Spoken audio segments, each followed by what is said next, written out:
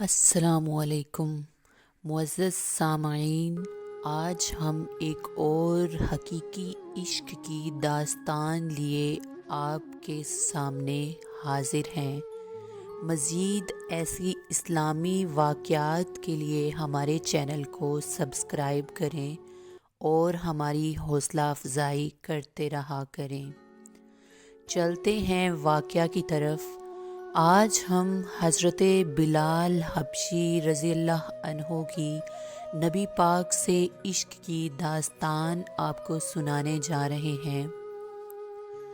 ابو عبداللہ آپ کی کنیت تھی۔ آپ کے والد کا نام رباح اور والدہ کا نام حمامہ تھا۔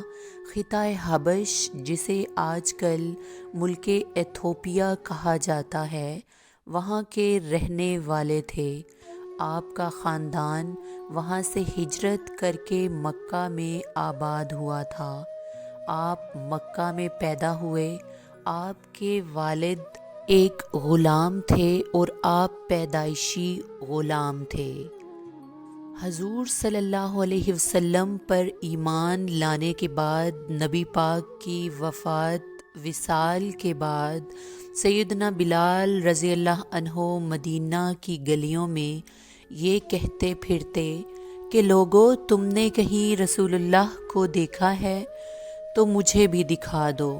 پھر کہنے لگے کہ اب مدینے میں میرا رہنا دشوار ہے، اور شام کے شہر حلب میں چلے گئے۔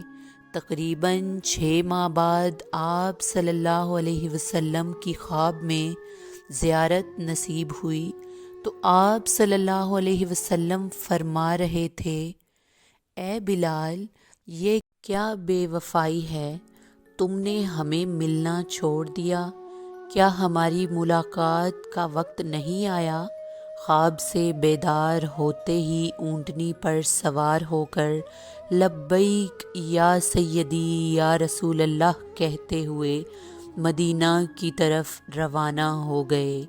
جب مدینہ منورہ میں داخل ہوئے تو سب سے پہلے مسجد نبوی پہنچ کر حضرت بلال رضی اللہ عنہ کی نگاہوں نے عالم وارفتگی میں آپ صلی اللہ علیہ وسلم کو ڈھونڈنا شروع کیا۔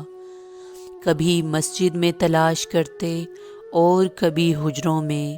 جب کہیں نہ پایا تو آپ صلی اللہ علیہ وسلم کی قبر انور پر سر رکھ کر رونا شروع کر دیا اور عرض کیا، یا رسول اللہ، آپ نے فرمایا تھا کہ آ کر مل جاؤ۔ غلام حلب سے بہر ملاقات حاضر ہوا ہے۔ یہ کہا اور بے ہوش ہو کر مزار پر انوار کے پاس گر پڑے۔ کافی دیر بعد ہوش آیا۔ اتنے میں سارے مدینے میں یہ خبر پھیل گئی کہ مؤذن رسول حضرت بلال آ گئے ہیں۔ مدینہ طیبہ کے بوڑھے، جوان، مرد، عورتیں اور بچے اکٹھے ہو کر عرض کرنے لگے کہ بلال، ایک دفعہ وہ اذان سنا دو جو محبوب خدا کے زمانے میں سناتے تھے۔ آپ نے فرمایا، میں معذرت خواہ ہوں، کیونکہ جب میں اذان پڑھتا تھا تو اشہد ان محمد رسول اللہ کہتے وقت آپ صلی اللہ علیہ وسلم کی زیارت سے مشرف ہوتا تھا اور آپ کے دیدار سے اپنی آنکھوں کو ٹھنڈک پہنچاتا تھا۔ اب یہ الفاظ ادا کرتے ہوئے کسے دیکھوں گا؟ بعض صحابہ کرام نے مشورہ دیا کہ حسنین کریمین سے سفارش کروائی جائے، جب وہ حضرت بلال کو اذان کے لیے کہیں گے تو وہ انکار نہ کر سکیں گے۔